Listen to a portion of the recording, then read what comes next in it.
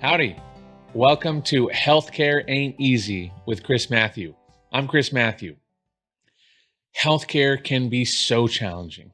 It can be so frustrating. It can also be really rewarding and incredibly powerful. We've all had these experiences in our life. Here at Healthcare Ain't Easy, we're going to have conversations with people, and we're going to learn and talk about the challenges that are taking place in healthcare. We're going to try to figure out, how can we bring AI? How can we bring advanced technology? How can we bring breakthrough tech to help people do more with less and restore joy for physicians and patients? Because ultimately that matters. And that's what we're going to get into in these conversations. I've spent the last 2 decades navigating healthcare in various ways. I've been very fortunate to be involved with AI and different technologies, applying them to different healthcare models. And I've been able to explore with incredible people that I've been able to come alongside how to help people do more with less. Ultimately, we know healthcare ain't easy. It's really complicated sometimes. But the conversations we have with the guests that we have, we're looking to really make sure that we can explore what the challenges that the healthcare industry is facing and how can we do more together. We do know this: if we connect, if we communicate, if we collaborate, we have the opportunity to do more. And that's what we're going to get into. My why is to connect with people so that we boldly contribute to an improved world. If you are generously sharing your time with me, I genuinely want to ask, will you share your why with me? Follow us on our social channels. I love knowing what people's purpose is. What's your drive? What's your why? Let me know. I want to connect. What I'm excited about right now is that we are at Thrive, Athena Health's Thrive 2023. This is day 2. For Sniffle, this is a big deal for us. This is our national debut. Athena is a really strategic partner for us, one of many, but this is where we're lifting up the curtain and letting everyone know what we've been working on for years, bringing AI and an AI virtual care ecosystem to life. And we're going to help these practices and these hospitals and these physicians take better care of their patients, and to do it with breakthrough technology. I also want to know what you're excited about. Today, we are fortunate to have a great friend and a person that's been an influence for me, Andy Behrman. Andy recently retired after 45 years in the healthcare industry. Listen, you're about to hear a lot, so get ready. Andy was most recently serving as the president and CEO of the Florida Association of Community Health Centers in Tallahassee. Prior to this, Andy served as the CEO of the Lake Okeechobee Rural Health Network for 8 years. He was the center director for the Everglades AHEC Center, the first AHEC in Florida. We're going to find out what an AHEC is here in a little bit, and assisted with the development of the Florida AHEC Network. Andy began his career in health services at Mount Sinai Medical Center in Miami Beach in 1976. Andy serves on numerous statewide and national legislative governmental committees and organizations. This guy is dedicated to service. He loves to contribute and be involved. I really, it's an attribute that I'm trying to mirror from him. He served as the chair of the National Rural Health Association's Health Policy Congress, which is the policymaking body for the National Rural Health Association, and is a member of the Board of Trustees. He has a strong background in legislative and governmental policy development, managed care development, health systems, organizational strategies. He holds a secretary. He also holds a secretary of the VA appointee to the Veterans Rural Health Advisory Committee.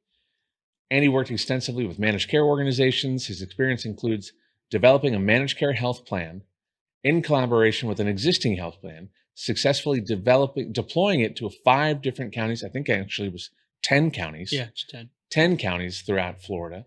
Has worked extensively with enrollment and outreach to all sorts of consumers, and a very hands-on experience in the development of the utilization of provider networks.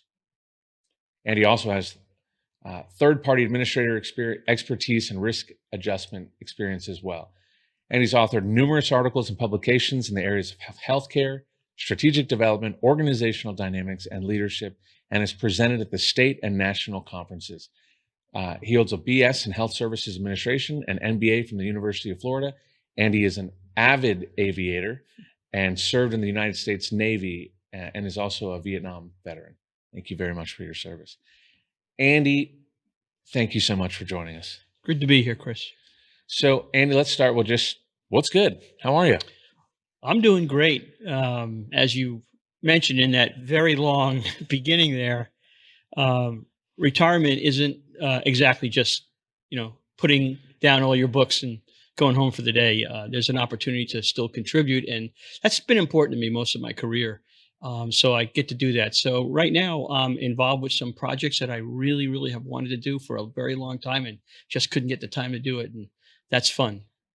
Well, you being a contributor and being of service makes perfect sense. It's what you've been doing your whole career. Also, you're looking good, Thank you. Working on it. lean and trim over here. So, Andy, let's start with give us a highlight reel of where are you from and what helped shape you to become the person you are today. Well, it's a long story. When you get to be my age, you have to go back pretty deep to figure out, where were the beginnings. But to be honest with you, I think this is something everybody has to feel about too. I've always had this feeling about service. I can't explain it. I think it's innate in some people, and maybe I was lucky enough, to get that. But um, started out, I'm from New York originally, Brooklyn. I got a shout out to Brooklyn. In fact, when I speak to people, my first words out of my mouth are, before I start to talk, I have to let you know that I'm from Brooklyn. And that explains a lot coming forward. Anyway, moving forward, career-wise, served in the Navy. Very proud of that. And when I got out of the service, I had a degree in engineering, electrical engineering, um, and went to work for Mount Sinai as a biomedical engineer. Had no idea what I was going to do, but that was where it came. I ended up getting involved with administration, and I really liked the policy side of healthcare. And not going to medical school or being a provider, this for me was a way that I could contribute something to the system that I thought would make sense. So I stayed with that and really enjoyed working with providers and hospital-based systems at that time. And then I went to work for the AHEC network. Now, I know you were talking a little bit about that. Let me maybe give you a little bit of an explanation. What is an AHEC? AHEC stands for Area Health Education Center. And basically what it is, it was a federal program that was propagated through medical schools to set up localized centers to do recruitment, training, and retention programs for underserved communities. So basically, in a rural community is a good example where there weren't a lot of providers, getting providers into the area and then giving them more of a social balance to what they have to do and helping them with their clinical side. That's what AHEC did. So the service area that we had were 10 counties, 10 rural counties in mostly rural counties in Florida. That program we were able to expand to include initially, to be honest, it was with what's today known as Nova Southeastern University. That was the first program, AHEC program in the state of Florida. It was called a different school and no one will remember it. So just remember Nova. But from that point, we went to the University of Miami, the University of Florida, and Florida State University. All of those medical schools went ahead and had AHEC programs. So we built a statewide AHEC network and covered all the counties and did a lot of recruitment, training, retention programs.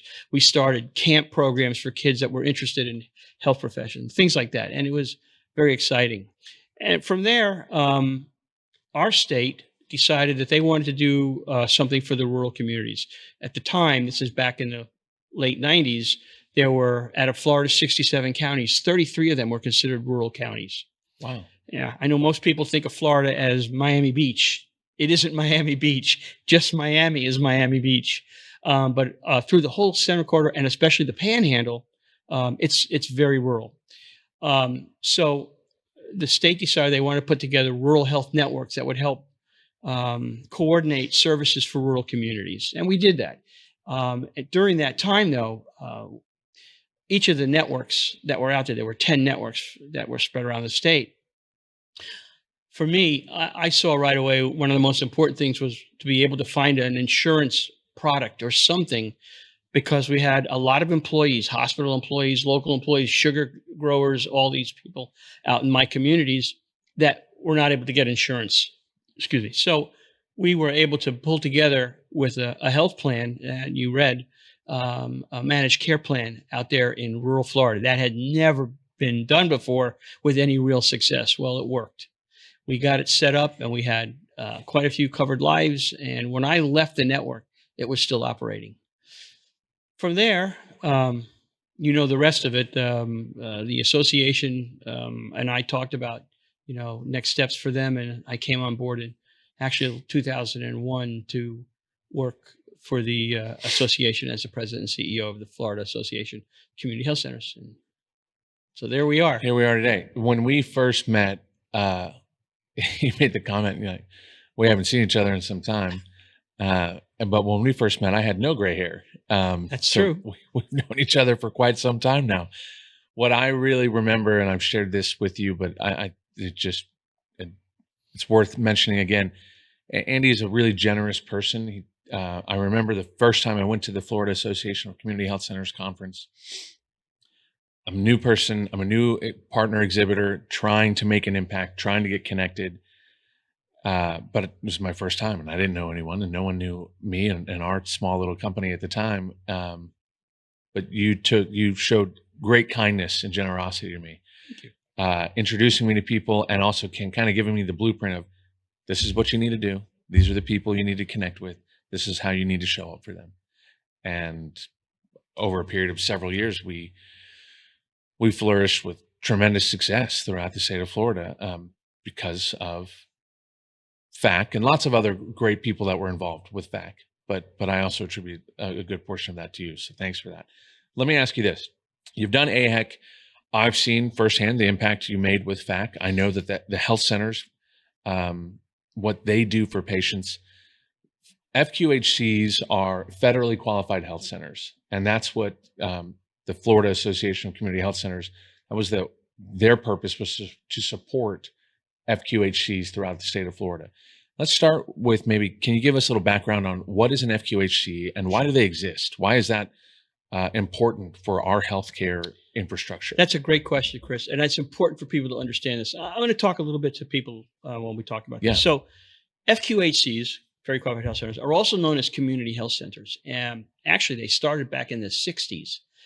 President Johnson's War on Poverty came together an idea to put neighborhood medical neighborhood clinics together to literally talk to the local community about healthcare and get people to come in who did not have access to healthcare in the past.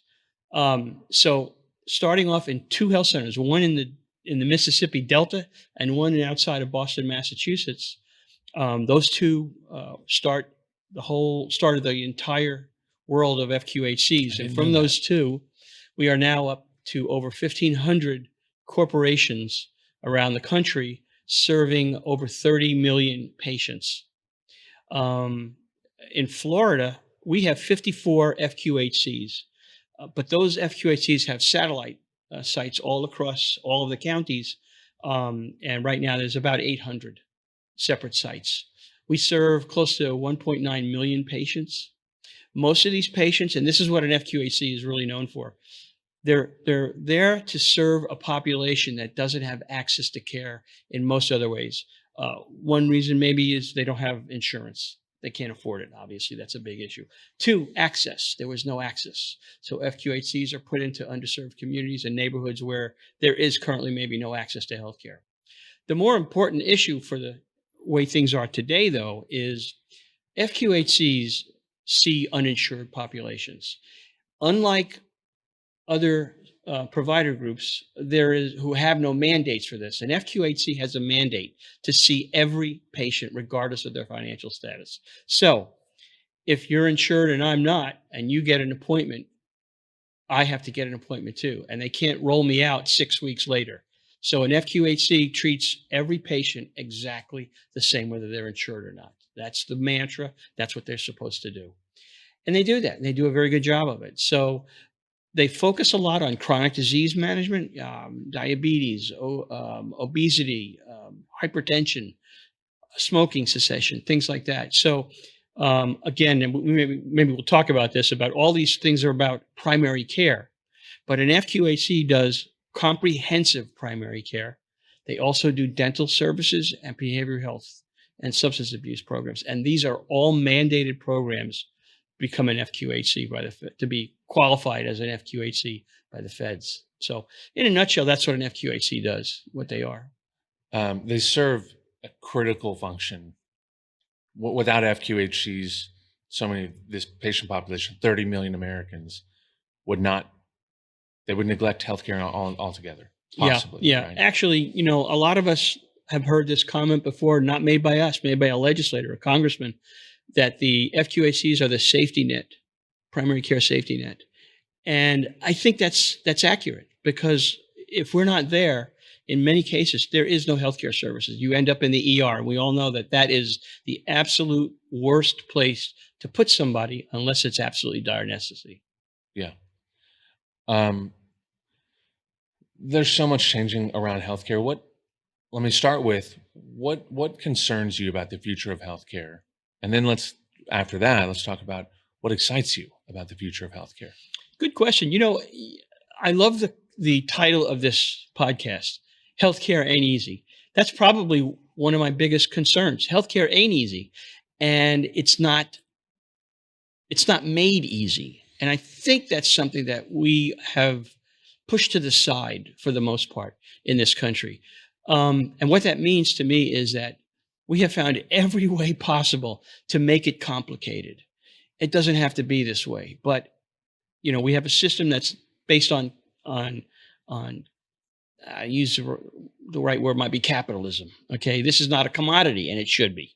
Okay, everybody has a right to health care. They have a right to quality health care. But if we put it in, I guess, silos where some people can go and get what they need, but other people have to take what's the rest of the crumbs, that's not the way healthcare needs to be doled out. It needs to be the same for everybody, because everybody has that right. And we've not done a good job of doing this. For example, one of the things that I have always pushed hard, if you want to change the dynamic of healthcare in this country, you have got to make primary care a priority. It has to be. We all talk about primary care as an anchor to what healthcare is, but we don't treat it as an anchor. And you and I, we've talked about this. Primary care is about 6 or 7% of the total amount of money spent in healthcare in this country. 7%. But it represents probably 60% of the real problems before they get shipped off to a specialist. Mm-hmm. If you want to change the dynamic in healthcare, you focus on primary preventive care services. If you do that, you'll cut out a huge portion of acute care costs and pharmaceutical costs and all the other things that are representative of where our cost conundrum is for healthcare. But we don't seem to have an appetite to make that shift. And I think that's probably my biggest, in my world, agenda, okay? It just sits there and you know that it's the right thing to do.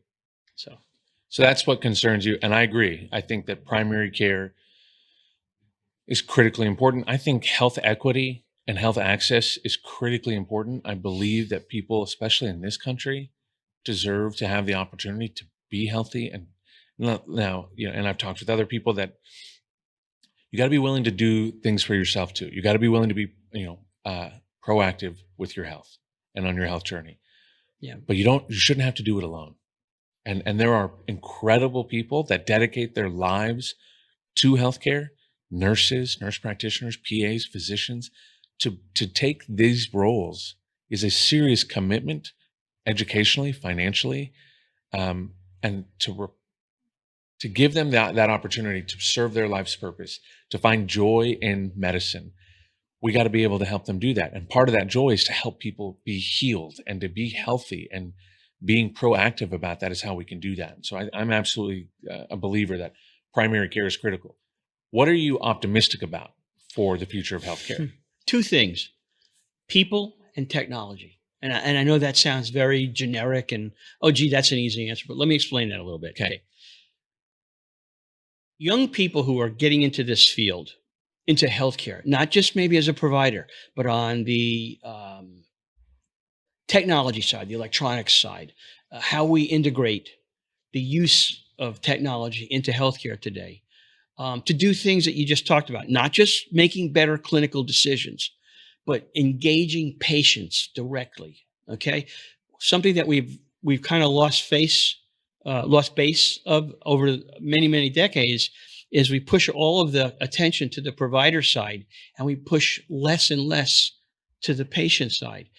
And I'm seeing people who are getting into our world, not accepting that anymore.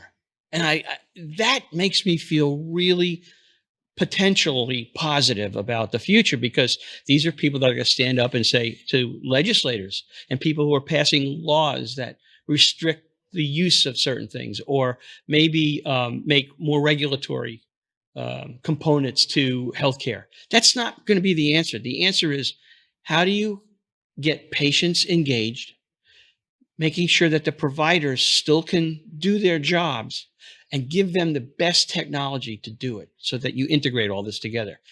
This is what young people do. People in my age that went to medical school did it with a pencil and a paper. People that are my daughter's age that are in medical school are using iPads for everything. It's fast, it's quick, and it gives them a lot better opportunity to take a look at things. But you got to be willing to do that. So that's my first thing is excitement about people and technology. I love it. Working with physicians as closely as you have and with FQHCs for a long time, how welcoming and how open do you think, in particular FQHCs, how open are they to these type of advanced technologies and AI getting involved in the process? That's a great question. Let me give you a true story about this. So you'll remember back, it's been quite a few years now, probably it's more than a decade, maybe almost two, when EHR was a buzzword. We were talking about electronic health records, but nobody knew what it was.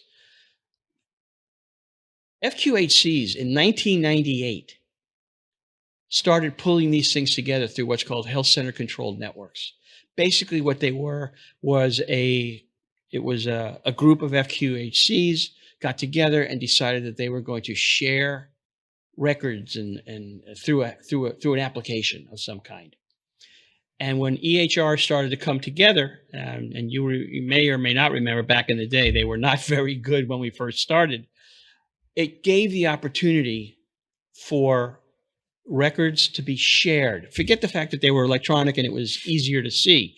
In those days, in order to get a record, you had to scan it to get it into the record. Okay, that's not very interactive to start with, right? But FQHCs started doing this as early as 2000. Every FQHC is on an EHR system today. They all are. They have massive systems. And in Florida, every one of our FQHCs are on. We have 3 or 4 EHR applications that are out there that are being used. Athena is one of them. Azera, I think, is one of them. We have Epic. Epic is a big one, big part of it. Yeah. And my point is that if anybody is in a position to take the next step, I would say it would be FQHCs, because they're used to this. They know how to use it. They know the goods and the bads of it. And most of the people that are engaged with this are highly qualified technical people. They really know what they're doing. Yeah. My perspective on FQHCs, I've worked with FQHCs all across the country. I was obviously involved with you all in Florida, but with lots of states actually all around the country. And a common theme that I see in people that choose to put their purpose and passion into FQHCs, they're scrappy people. Oh, yeah. These are gritty people, right? Like adversity and getting knocked down, don't scare them. Yeah. We ain't scared, right? That's part of the deal. And so I do think that that's a good point that you bring up. FQHCs, another colleague and friend of mine implemented an FQHC with an EHR rather with an FQHC in Waco in 1998. They implemented Epic, and he oversaw that configuration. And I was just like, 98, an FQHC. I was shocked, but it also supports the fact, part of the mission statement, my perspective of the unofficial mission statement is, in particular for FQHCs, we have to find a way to do more with less. Period. We have complicated patients. They have complex issues. We don't have just a never-ending abundance of resources. So we have to find ways to do things and be scrappy. And technology, EHRs, AI, these things are tools to help us do more with the limited resources we have. Before we get into the AI side, which is the new generation of what we're going to talk about, let's go back to the comment about doing more with less. I think this is important. What makes an FQHC so very special and different than what we see in the regular, what most people know of going to the doctor's office? And this is not any disparaging about any provider system or group or anything. Our healthcare system is better than any in the world. I'm absolutely convinced of that. But the difference is this. FQHCs, like any other organization, have to be and remain what we call a going concern. That means they have to actually be a business that is operational and is successful. You can't run in the red for 20 years. FQHCs don't do that. They fail. Okay, just like any other business. You might think that that wouldn't be the case because they get federal money to help them. But that federal money, to be honest with you, is less than 20% of their operating revenue. Okay, it's very little. And there's restrictions on what you can do with that money. Okay, it's only for infrastructure. My point is this. When I look in all the years that I have been involved with healthcare, looking at hospital systems that I've worked with, multi-specialty groups that I worked with hospitals and systems, practice plans that work with hospitals and so forth.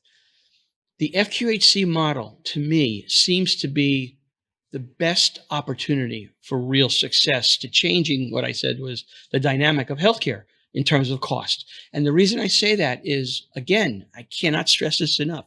If we don't make a change to look at primary preventive care as the main anchor to the healthcare system and pay for that service up front, you'll have this, it'll never change.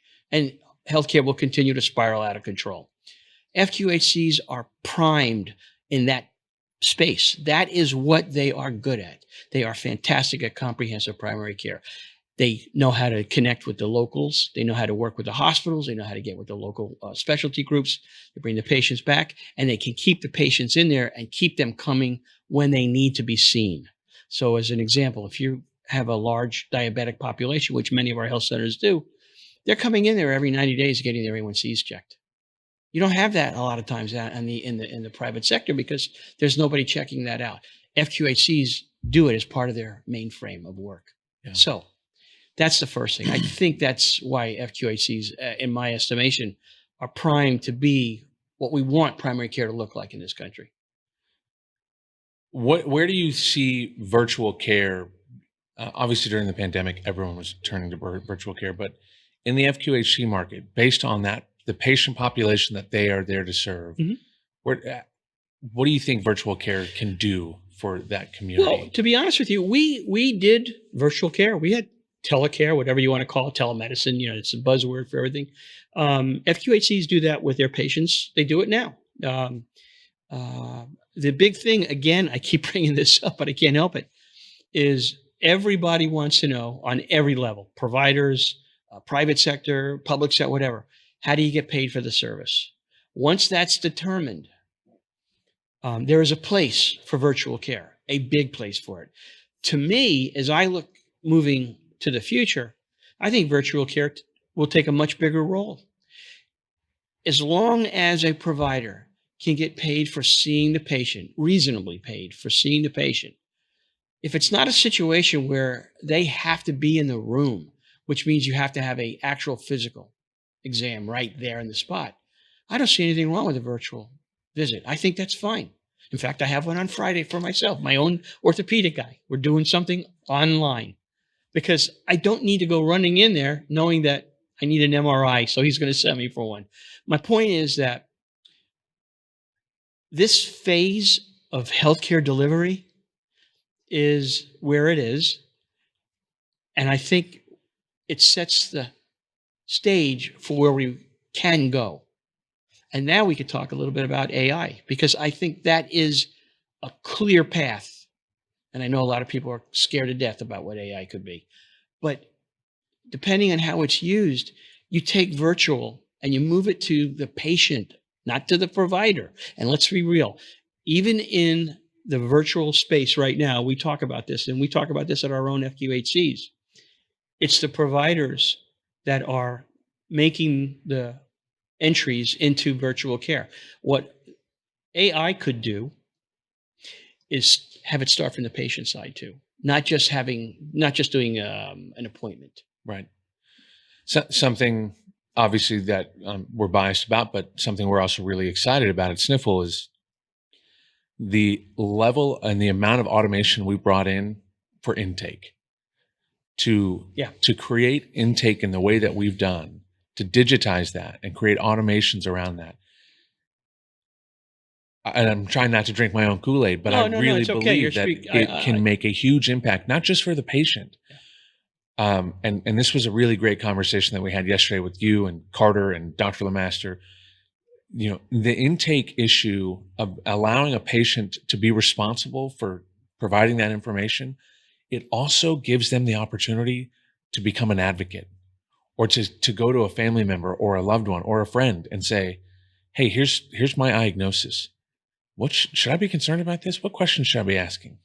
And I want to get your perspective on one, the process right now of intake and what you think about, how we're applying that. But also, I really want to get your information and perspective on how important, in your opinion, is health equity and health advocacy. Okay, so let's talk about intake first. Intake is everything. All right, that's the first thing. I'll speak from the FQHC perspective just for a moment, okay? But I think it applies to everyone. We all go through this. You go to a new doctor, you walk in the door, and they give you a book like that to fill out, which you have filled out a million times. And you're sitting there and you're going, why am I doing this again? Are we not all on? And no, the answer is that doctor's office is on a different kind of a system, right? That's the first thing. If we're going to do any real fixing, you got to get these systems to integrate and talk to each other. Got to have walls. We have HIPAA. I get all that, but you've got to have a way to integrate health systems. And I have an example of that if we ever get to it, where it's worked. But intake, today, even if you're an existing patient and you're going to see another doctor in a multi-specialty group, you still have to do that. Mm-hmm. If we could find a better solution to that, and to me, the better solution is an iPad and a stylus pencil, and you fill in all that information one time, and it goes into the system immediately, so that when you're called up to the desk, it's all there. Nobody has to, because remember, when you write this down, listen to this, people, because I don't know if you know this, when you write all this stuff down and you basically have written a book about yourself, that first has to be scanned into a computer. And then the computer has to then modify that so that the providers can make adjustments to it. That's 3 steps before the doctor even gets to talk to you. Why not just take that all away and have it come right from the patient, right to the system, or right to the provider, right there on the spot. So he can pull that and, okay. Because one of the things we don't do when you walk into the doctor's office, and it happens to all of us, you don't tell them everything. You think you tell them everything, but then you forget when you walk out the door, oh my God, I forgot to tell them about this. And that one little piece could make a difference. Having the good intake about where you are right now, plus your history, can solve some of that. So that's on the intake side. Yeah, I think that's huge. The diagnosis tool that we have, being built, being data driven is critical in today's world. So our machine learning language protocol built on 14 million patient records and encounters, that patient, based on how they're answering questions, the AI and the tech knows the next questions to ask. So we're not relying on the patient to have to recall, oh yeah, I do sometimes have a headache in the morning and the late afternoon. If it's only a morning headache and not a late afternoon headache, that may trigger another set of questions. But if we can remove the burden of patients having to be the source of all of it, and we can prompt them and ask them questions, strategic questions, and get information, and based on that, lead them down a path of an accurate assessment, then that physician's starting point is so much more powerful. Yeah. Right. And then there's a ripple effect that takes place here. If the patient does a better intake, They're not so beat down by filling out a book about themselves. Yeah. They can go into the physician, maybe a little less frustrated. The physician now has all this information that's been automated. Maybe they have more joy in their practice. And we start to create just a more delightful experience all around by letting AI and tech do the heavy lifting, right? Letting AI help. Yes. I think this is an important distinction here. This is not a program that takes over. This is a program that helps a patient and a provider. It's an augmentation. That's right. Okay. And I think it's important to make that distinction again, because a lot of people are going to be very suspect or nervous about all these kinds of things. I have friends of my own age who are already freaking out over EHR. Well, if I put this in there, everybody knows my record. Well, they don't know HIPAA. They don't know that. No, it's pretty locked down, solid, that your data is your data. That's it. But having two things that come to mind: having the opportunity to have something done interactively with a patient, what we're talking about with sniffles, an example, great example. Using that and providing the doctor with backup data that has been tested through, I don't know how many millions of data points you have in there, but the fact of the matter is a provider can look and agree and take it to the next step. Unlike, and this is the thing I will always tell people about this.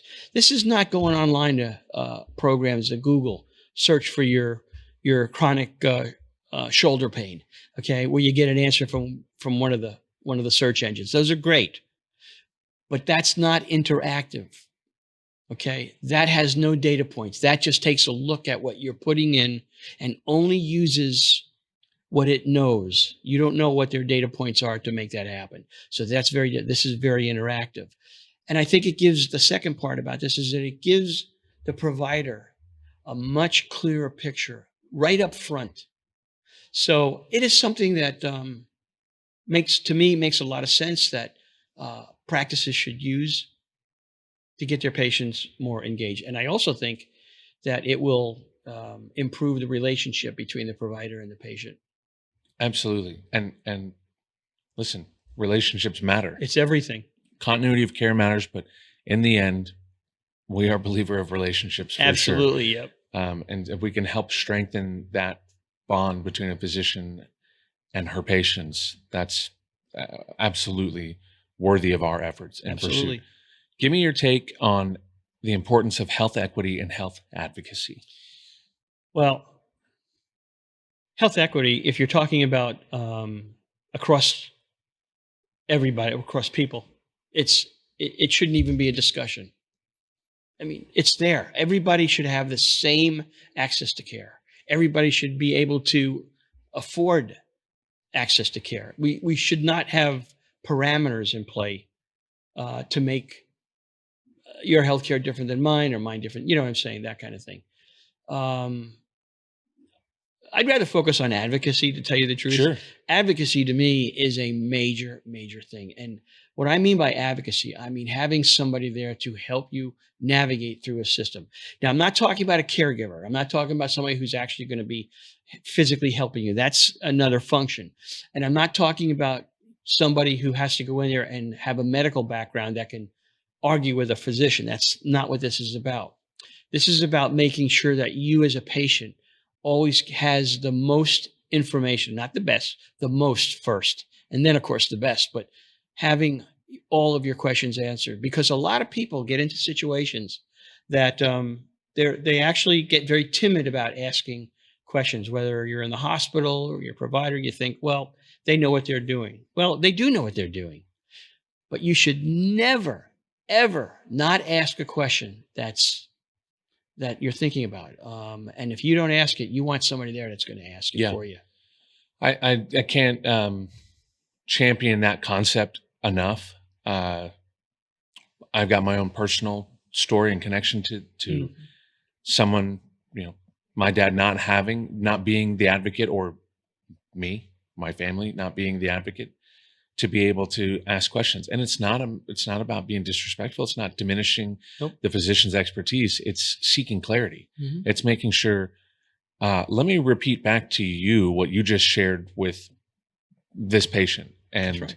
make sure that we're all on the same page. And I think that it's in those moments that we can say, well, hold on, what about this? And then the doctor, again, doctors, physicians, nurses, nurse practitioners, PAs, they're people, Yeah, they're human. and they have great days and they have bad days.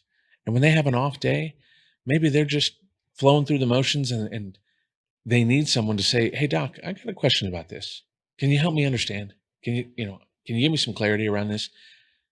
It's their purpose to be able to make sure that you are on your path to healing, and they want to do that, right? But if you don't ask, then they're just going to assume, because they got a lot that they do have to get done that day. But it is our right to be able to ask and be an advocate for those that we know and love and care for. I have also, unfortunately, a similar story to yours, although my story was fortunate in the other way that my wife, who you know, Robin, she was an advocate for me when I had a situation and I was in a hospital and I could not respond to anything. And let me tell you, if she wasn't there, it would have been a different story. Yeah. And I'm glad she almost burned the place down. Yeah. But she's fierce like that, which is great for you, especially. Yeah. Okay, let me ask this. Where do you see AI being able to specifically help patients that are uninsured, underserved, the patient population in the traditional CHC and FQHC marketplaces? That's a good question. Let me say this first of all. I know there are a lot of concerns about what artificial intelligence um, is capable of. Okay, you hear stories about programs that can write novels for you and all that, and they can do all that stuff.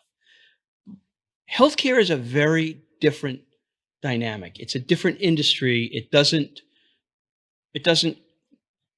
lend itself to just open-ended discussion and writing. You're not going to take an AI and become a doctor. You know what I mean?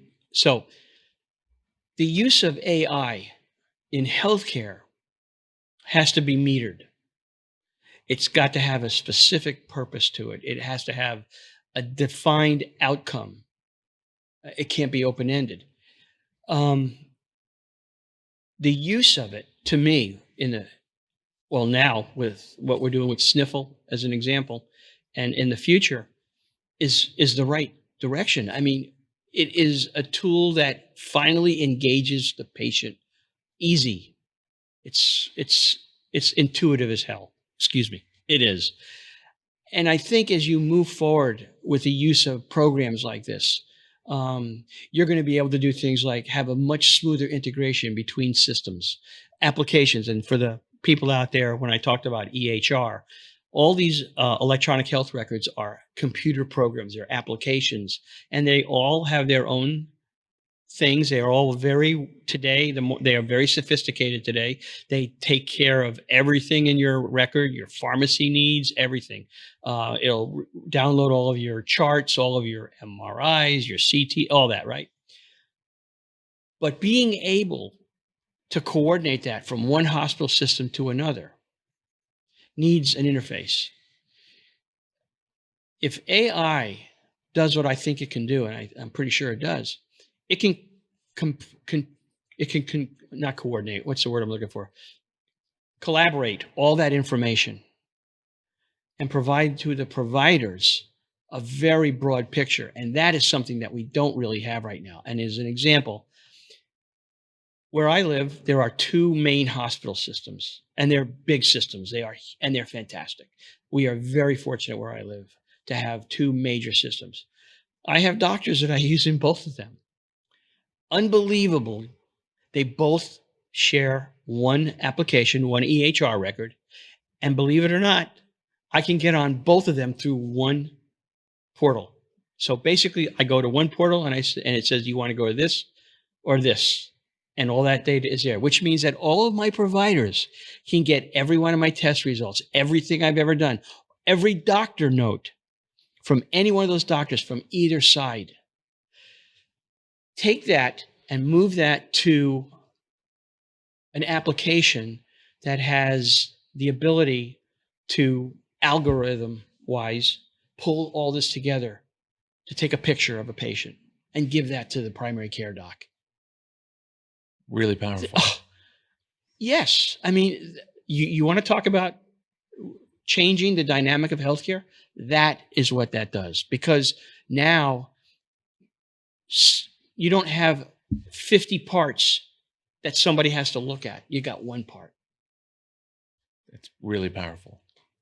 And amazing that you're the benefactor of those systems going through that collaboration, going through that connectivity, because now physician from hospital A can see a note from physician at hospital B and recognize, I wasn't aware of that. Andy didn't speak up and tell me about that. Now I know. Let me, I'm sorry to interrupt, but I want to add this one thing, especially for senior citizens like me. Okay. This is really important. One of the bigger issues that we have is medication. I have an orthopedic doctor. I got a cardiologist, that kind of stuff, right? Well, orthopedic is doing one thing, cardiology is doing another. Senior citizens don't, they just do, we take, like everybody else, you take a medication. If I went to a third doctor, that third doctor can look on my chart and see who's giving me what medications to make sure that I don't take anything from them that has a contraindication because of the other drugs that I'm taking. Chris, that is a game changer, particularly for senior citizens. Yeah. It is a major issue. Yeah, that's incredible. Andy, as we have throughout the years, we can keep going on and on for a long time. But I'm going to ask, we're going to end with this final question. Chris Schembra, who I know that you know as a Wall Street Journal bestselling author and wrote Gratitude and Pasta, has this fantastic question. If you could give credit or thanks to one person in your life that you don't give enough credit or thanks to, who would that be? This is actually an easy question for me. I can't give you one. It's two because they are exactly the same. And believe it or not, it is my father and my father-in-law. My dad gave me a sense of duty to serve, military and all in the future. My dad was always about service to other people. He was that's the way he was, and that's what he taught me to do. And I will be forever grateful for that. My father-in-law was a much more mentoring kind of an individual for me in my world, in my industry, in my profession, and what I was going to do. And it always was pushing me, to do the right thing, make sure I'm doing it for people. Always used to tell me, being rich is not about money. It's about who you surround yourself with, and, everything else will fall in place. And he was right. He was right. There is a saying, I don't know if I can say this on here, that I have lived by. It's a Jewish term called tikkun olam. Tikkun olam means repair the world. That is a main function of what the faith teaches us. Okay? I have tried to live that way. And I got it from them two, the two of them. And that's what I believe in. I think we can do that. Amazing. Repair the world. I feel really fortunate. There's a few others, but the two main people that I try to model myself after are my dad and my father-in-law as well. I totally hit it huge. My wife's family is amazing, but my father-in-law in particular, it's not his words, it's his actions. Right? It's the kindness that he is always showing to others. It's the respect that he gives to everyone. Yep. His children are grown and they haven't been in the school system forever, but still this man is volunteering on the school board and has for the last 20 plus years. I don't even think he runs anymore because he's like, if someone else wants to serve, they're welcome to. But they're like, no, you must stay. Right? His children haven't been in this community for 20 years now, but he's there and he's there to repair the world. And I think that's beautiful. And I feel really fortunate that I also have struck that lottery ticket as well. I'm very grateful for our friendship and our opportunity to connect. And thank you very much. We are Healthcare Ain't Easy. I hope that you've enjoyed this opportunity to connect with Andy. We look forward to more conversations about how we can bring AI and tech and solutions to help healthcare get easier. Because right now, healthcare ain't easy, but it is worthy of our efforts. It's worthy of our pursuit, and it's worthy of our passion and our enthusiasm to make it a better place. Talk to you soon.